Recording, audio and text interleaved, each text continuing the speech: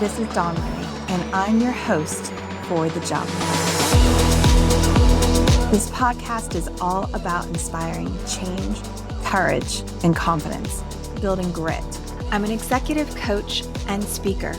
I've worked for 20 years as a finance executive in New York City and London. I've also attended Georgetown Law and Boston College, and I'm a New York qualified lawyer.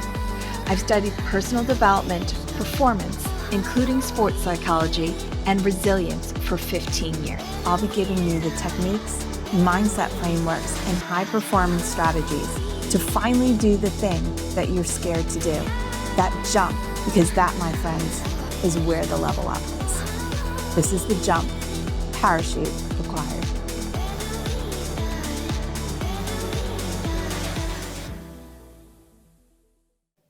So today's episode, very short, is going to be based on a book by Joseph Nguyen. And his last name is spelled Nguyen. It's called Don't Believe Everything You Think. Now, it talks a lot about mindset, and many of the works on Stoicism also talk about mindset. And when I talk about mindset in this regard, I'm talking about perception of the world around you. So I'm just going to read you a little excerpt. What Joseph says is that most people live in their own thoughts and perceptions of the world. The meaning or thinking we give an event is what determines how we ultimately feel about it. The meaning or thinking is the filter through which we see life from then on. Because of this, we live through a perception of reality, not in reality itself. Reality is the event happened with no meaning, no thinking, no interpretation of it. Any meaning or thinking we give the event is on us, and that is how our perception of reality is created. That is how our experience of life is created, from the inside out. It's not about the events that happen in our lives, but our interpretation of them, which causes us to feel good or bad about something. This is how people in third world countries can be happier than people in first world countries. And people in first world countries can be more miserable than people in third world countries. Our feelings do not come from external events, but from our own thinking about the events. Therefore, we can only ever feel what we are thinking. Now, it's like red pill, blue pill matrix, huh? Pretty big. And what he's saying is really your misery or your happiness is down to your perception of the events that are around you. And when you think about it that way, well, happiness is a choice and misery is a choice. And that is, honestly, that's growth mindset 101. But it's also very, very, very, very difficult to practice. I have had coaches and mentors and coaches and mentors, and like some of the best in the people in the world have trained me, because to get this stubborn brain to think differently, to begin to really control or to work with my mind and not let how society has conditioned me to think continue, but rather to start thinking for myself, to change my perceptions of events. That took so much damn work. Holy Mary. And you know what? The work is never done. I have to practice it every single day. And I think you should too. And go back and like re-listen to what I just read to you, because it's only going to sink in with repetition. But what he's saying is that the reality is neutral. The event is neutral. It's the meaning, the thinking that the meaning that we place on the event that impacts how we feel. It's our thoughts. So people say, what do you do as a performance coach? Or what do you do as an executive coach? I get people to change their fucking thoughts about themselves and the world around them. That shit is big fucking work. I am not an executive coach who does fucking productivity. Who gives a shit? It's someone more productive. They'll fucking stop in another month or two unless you figure out what thoughts are impeding their ability to get to that next level of performance, whether it's at work or in life or in their partnership or as a father or as a mother or whatever it is. That's the rewiring of the mind. It is a rewiring and a remapping of your perception of events. Now, I had a whole bunch of fucking bullshit happen in February of 2024. Holy cow, that month was medieval.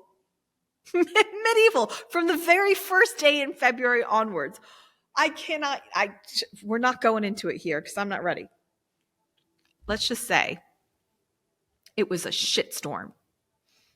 And I wanted to quit everything. The industry, personal development industry, corrupt, the fucking lies, the people who think they're fucking celebrities. There are no celebrities.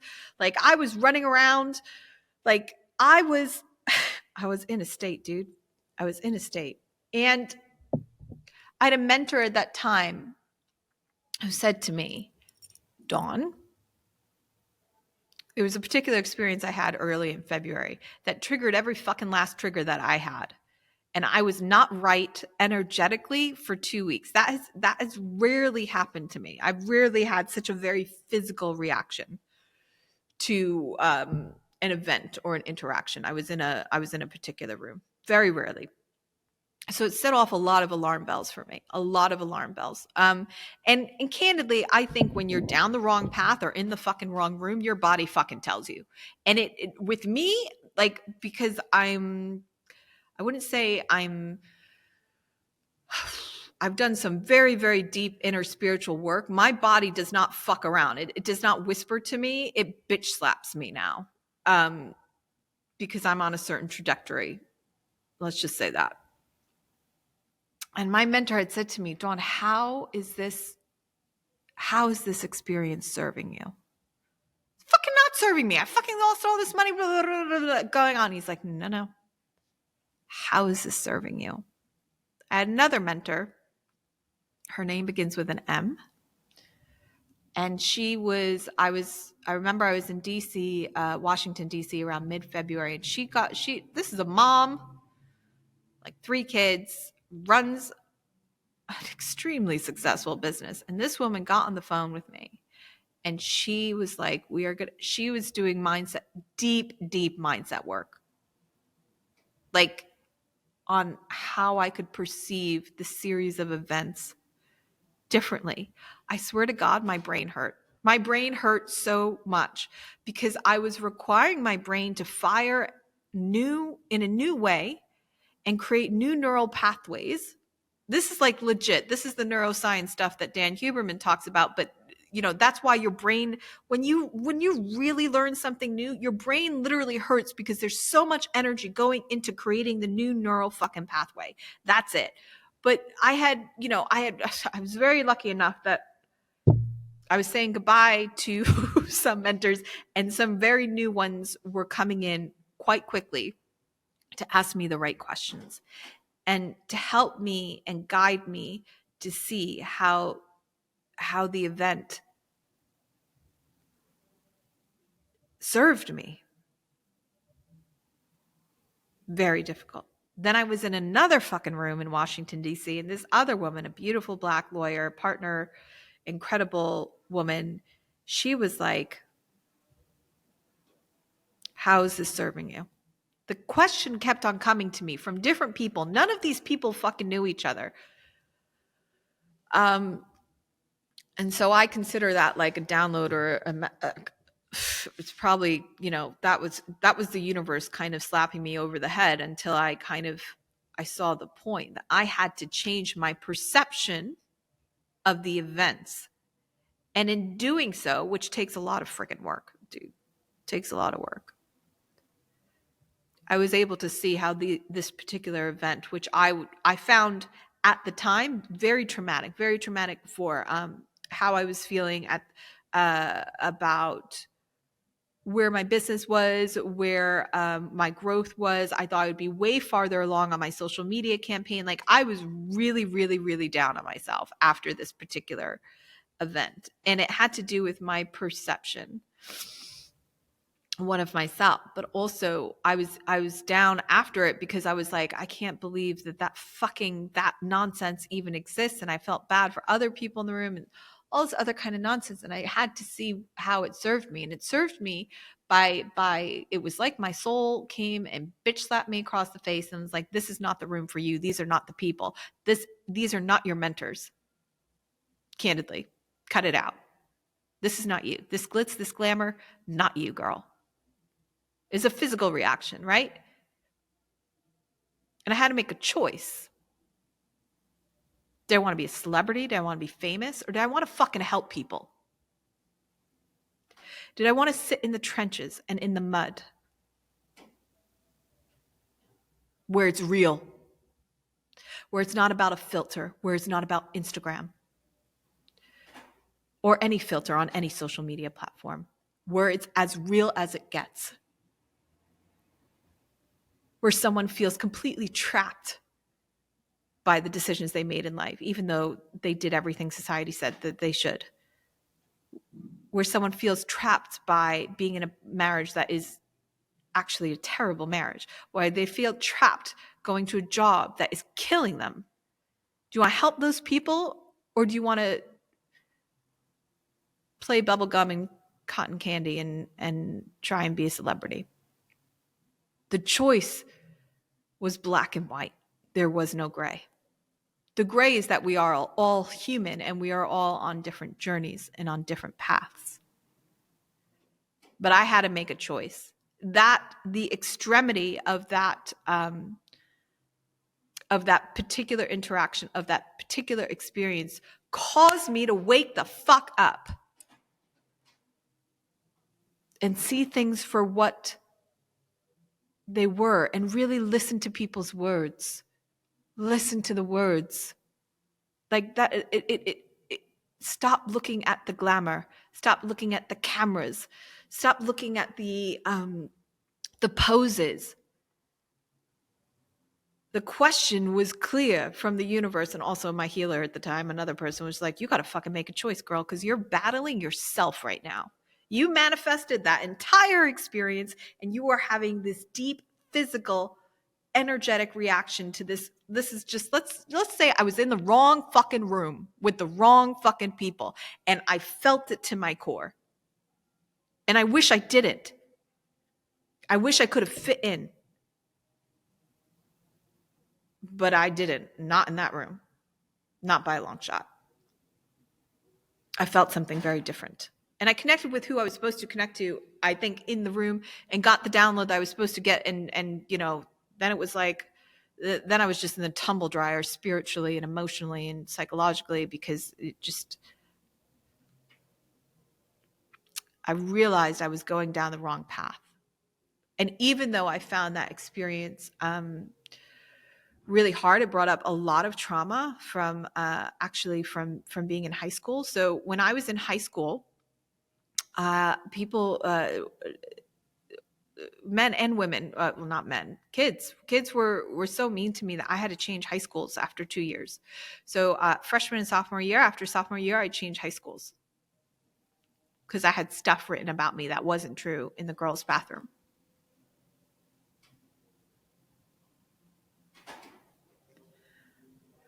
I don't think we realize how much that can sit with you.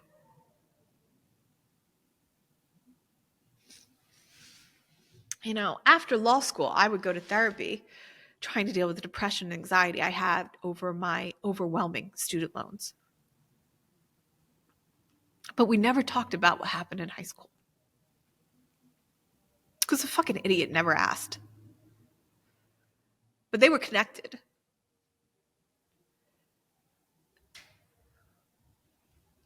The bullying and the meanness in high school were connected to the woman who then grew up and thought she had to get herself into $250,000 worth of student loan debt to be good enough.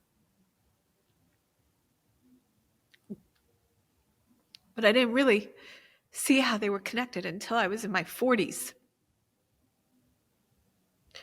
And still until I started really working with the right people, the transformative type of coaches.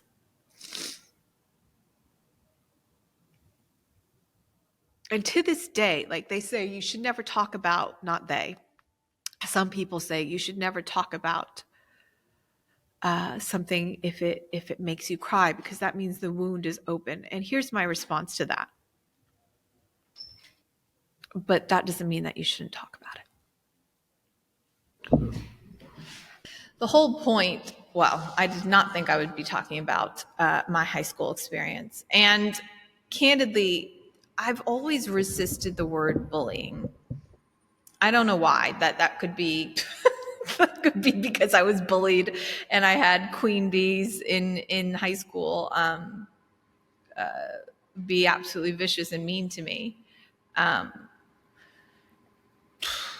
Anyway, and obviously there's pain embedded in my story of having to switch schools when I was in high school.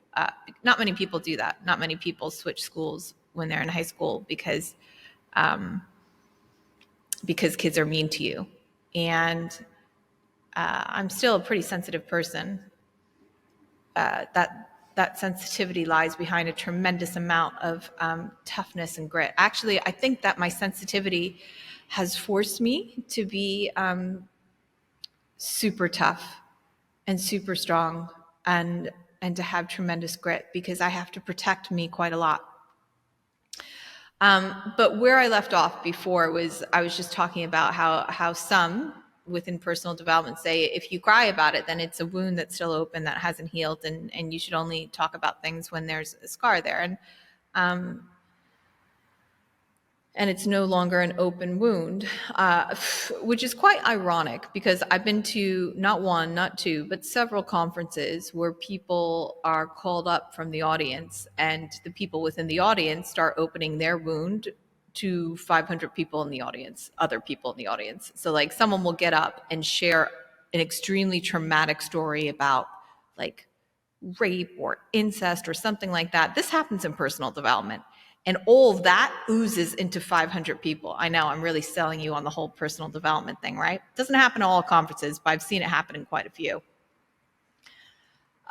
which is one of the reasons why I don't really do them anymore. But I am a big fan of the Aspire tours. I know not personally, but I have studied the people behind the Aspire tours, and I fully support what they're doing.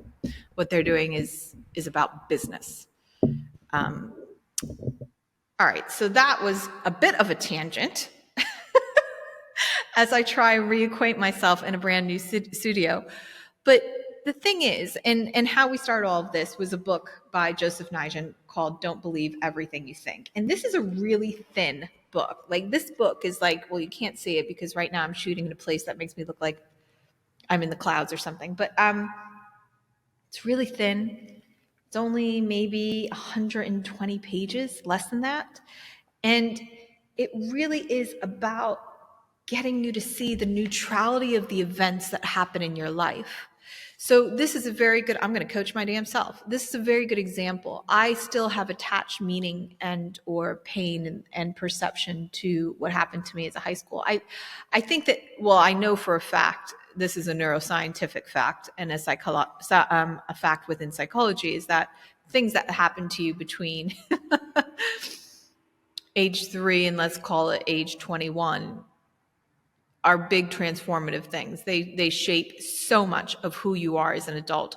We as walking adults are not conscious of that. And when people start going into, like when I say people, I'm saying therapists or psychotherapists or whatever, and they say, heal your inner child, many of us, myself included, would just tune that right out. And still, candidly, I do.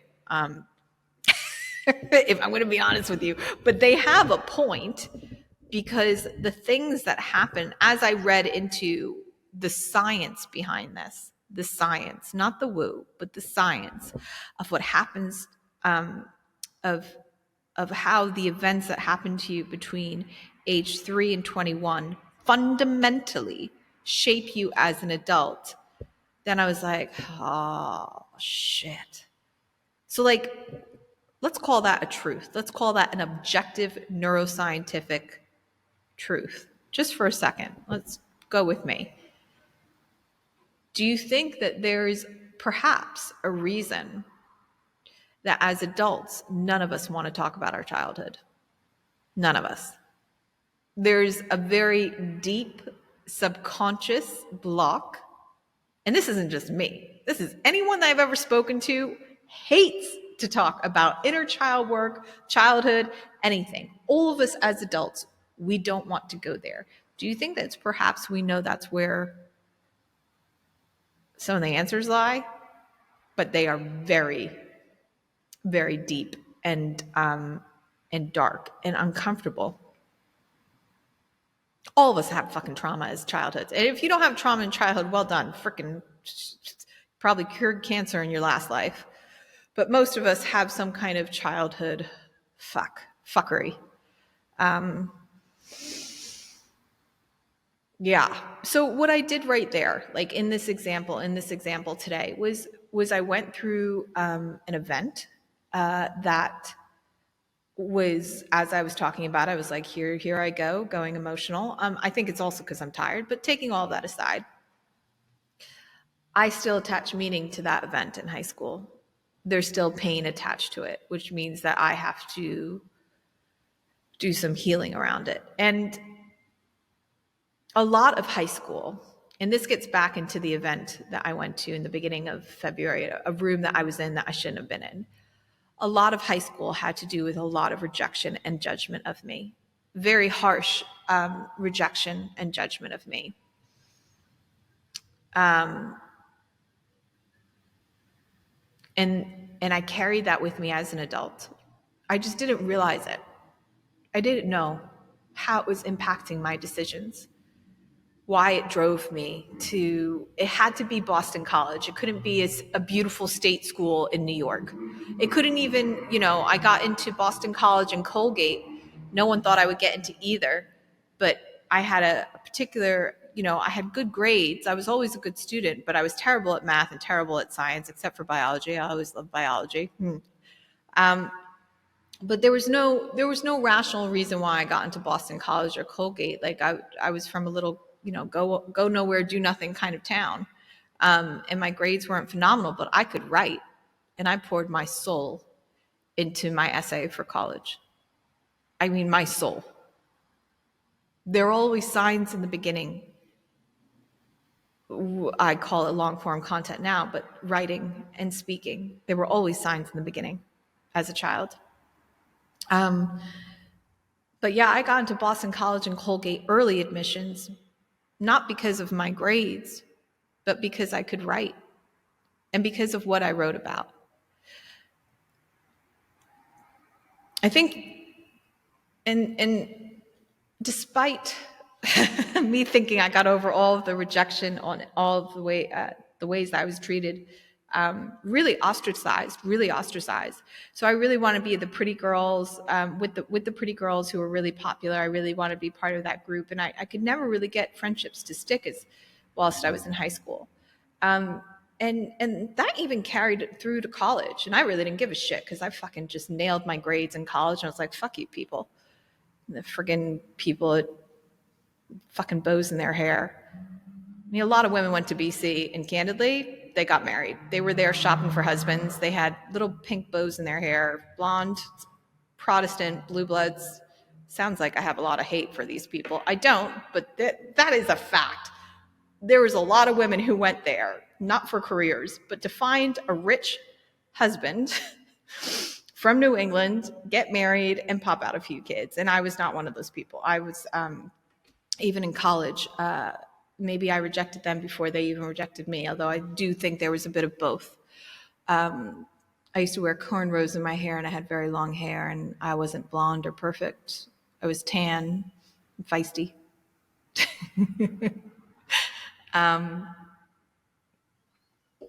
The rejection I went through in high school really shaped me. It really shaped how I approached college, definitely shaped my application for law school. And I probably haven't dealt with it in the way that I should, because when I was in a room where I felt I was being judged harshly and I wasn't prepared, I was not prepared.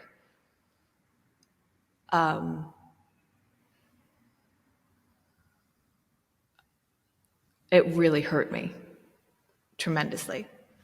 And I was like, where is this? And actually, a very good friend and mentor, she said to me, what is this really about?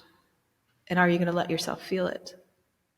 And she encouraged me to feel it. And to this day, I think some of us have stuff that has happened to us in our lives that I personally have forgotten a lot. But then as I grew into my 40s, I started to remember and work through it it's a very uncomfortable process. But it was necessary for me to be able to be who I am today and to help people. So she really encouraged me to feel where all of this pain was coming from this particular room. And it was coming from high school. Of that feeling of not being good enough, of that feeling of being judged, of that feeling of being middle class and not coming from a ton of money, of that feeling of not having tons and tons of, if there's 25 people who are all making over, 2 million that year. And if they're judging you because you're not even, at a million yet, that judgment, it was palatable. It wasn't in my head. It was there. It was a very transactional room. And listen, honestly, I've been on trading floors at hedge funds. I know transactions. But when I'm on that trading floor in that hedge fund, I dress appropriately and my fucking game face is on. I know what armor to wear. I know how to go about it. I know the mindset that's required to be in those types of rooms. And I was expecting this room to be a very different room, but instead it was extremely transactional. And quite frankly, it made me really think about, hedge funds really aren't that bad, to be honest with you. I will not get into what I think is going on in personal development right now. I will just say it is the wild, wild west. Anyone who is a new entrepreneur between year 1 and 3, stay tuned. I'm working on a digital course that I do truly think will help you. There are a lot of incredible people in personal development. Mel Robbins, Brene Brown, Simon Sinek, Ed Millett, Jasmine Starr. I have, Robin Sharma, Eckhart Tolle, incredible people in personal development and entrepreneurship. And then there's a whole Natalie Ellis, God, she's a queen. And then there's a whole bunch of other people selling a whole bunch of bullshit. And it's dangerous. It's really dangerous. I'm going in a stream of consciousness of 8 million different things. So we're going to tie it up by repetition so that we all get it, myself included, because I need to, let's talk about, I'm going to coach myself again. How did the experience in high school serve me? Even though I had to unpack it fucking again in February 2024 at the age of 45. All right, how did it serve me? It made me more compassionate.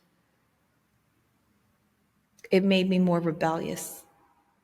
It made me very comfortable being alone. It made me strong. It made me strong.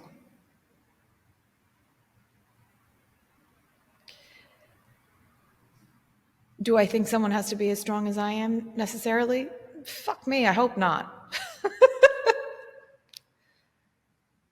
But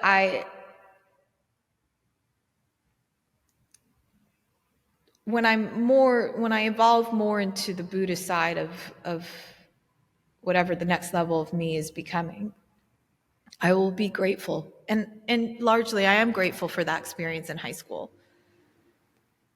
That experience of deep rejection, that experience of people saying lies about me and making fun of me. And there was this scene that I had. It was by the lockers. I'll never forget it as a kid. And there was this girl, Christina. I remember her last name began with a D. And she sang this song. There was this queen bee who thought that I was after her guy and I wasn't. Something had to do with the guy, always had to do with like me getting attention. That it was difficult. It was difficult growing up. And I remember this girl, Christina, and she had glasses and really big teeth. But we all grew up together. So when she blossomed, she had like these massive boobs, which I always thought was funny. And Christina sang this country western song called Stand By Your Man. It's by Bonnie, anyway. It's an older song. It was like in the 70s or 80s, an older song, Stand By Your Man. And she was singing it to this queen bee. I can't remember the name of the queen bee. I have this thing about forgetting people's names. She was singing it to her as this woman. Oh, look at what my brain is doing. As this girl was really ripping me to shreds publicly, like to support this girl, because it was like, stand by your man. Like she's saying it to her and like as if I was like this person trying to steal him, whatever. They really pit women against each other early in life, don't they? Yeah. So I'll never forget that. I'll never forget the hate. But then as I got older, I realized there was also fear. They knew I was smart and they knew I was different and that I was unpredictable because I wouldn't play by their rules. I always had a really good sense of right and wrong as a kid. And there's power in that. And so all that hate, all of that rejection, the name of the high school was Mayapack. It was in New York. All of that, it made me fucking fearless. That is the mindset switch. That is the perception of the events. So with that, I'm going to close and read this again to you so that we can close the loop on this thought.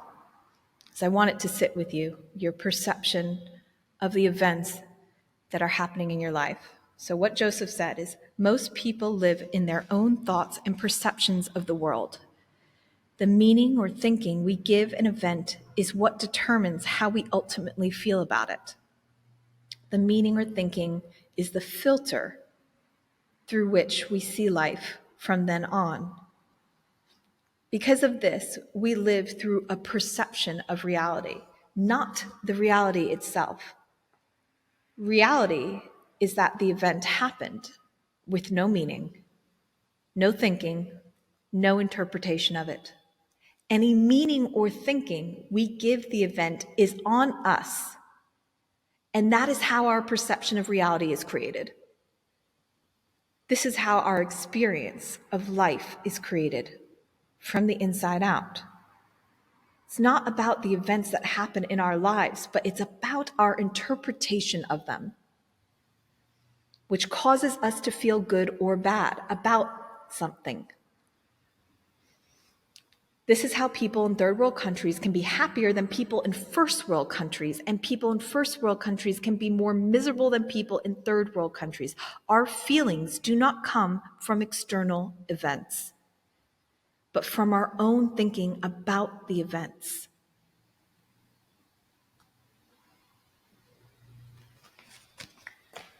Let that sit with you for a bit. One of the easiest ways to rewire or remap how you think about an event is through journaling. This is how I was trained by many different coaches who are masters at it. Journaling prompts. And so you write out the thought, and then you just kind of say, there's certain prompts that I won't get into here because there's journal prompts for all different kinds of topics, but you write out through stream of consciousness what your thoughts are, and then you take a pause. And for me, I pray and I ask the universe for some guidance, but I say, God, universe, angels, whoever is listening at the moment, usually all of them, for me in particular, I've got like 30 up there. Please help me to see this in another way. Please help me to see this in a more loving or in a more compassionate way. And then I rewrite the thoughts about the event. That is remapping. The journaling of first how your thoughts are coming in naturally, and then you have to ask, how can I see this differently? I ask for guidance, but you can just say to yourself, if you don't believe in God or universe, you could say, how could I see this differently? This event. Now, I did it as an exercise here, right? With the bullying that I just did in high school, on the fly, which is not what I was planning to do, but here we are. How can I see these events differently? What is a more loving, what's a more compassionate way of seeing them?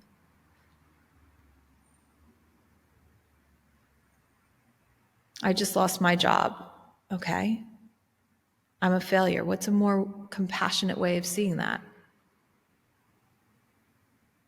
A job that was no longer the right job for me has finally left my life. And new opportunities are coming in every single moment of every single day. All I have to do is see them. That's remapping. When I do coaching, that's stage 2 of my coaching method. But you can do it on your own. All you need is pen and paper and the prompts and the practice.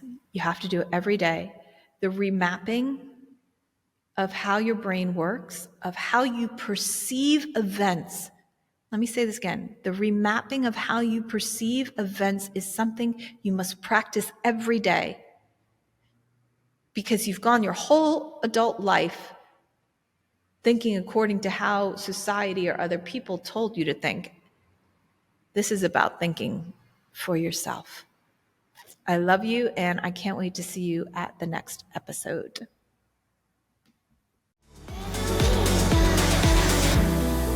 Thank you so much for listening today. I hope you enjoyed this podcast. If you did, please forward it to friends, and I would be so grateful for a review on Spotify and Apple. Also, make sure you follow me on LinkedIn under Dawn Marie, and my website, www.dawnmarie.co. Please note, there is no E in Marie. No excuses. Check out the freebies tab on my website for guides on negotiating income and gaining clarity in your role. You can also follow me on YouTube at I Am Dawn Marie. For the ladies, if you're a female executive in finance or law, you can subscribe to my newsletter, Prime, which is all about taking bold action as a woman. I'll put links for these in my show notes. Until next time, I love you. Get your nose down, take a deep breath, and jump. Keep doing the things that you fear.